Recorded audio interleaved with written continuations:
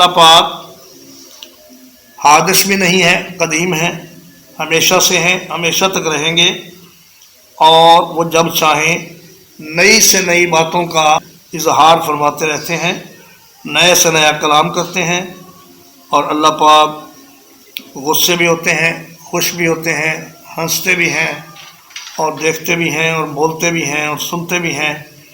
تو یہ ساری صفتیں اللہ کی مانتے ہوئے اس بات پر ایمان رکھنا چاہیے کہ اللہ پاک نئی باتیں وجود میں لانے کے باوجود حادث نہیں ہیں، بلکہ وہ ہمیشہ ہمیشہ کے لیے ہیں۔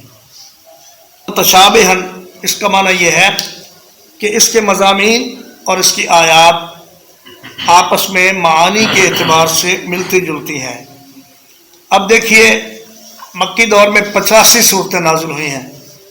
ساری 85 صورتوں میں 3 ہی موضوعات کی بات ہے: توحید کی، رسالت کی، اور آخرت کی۔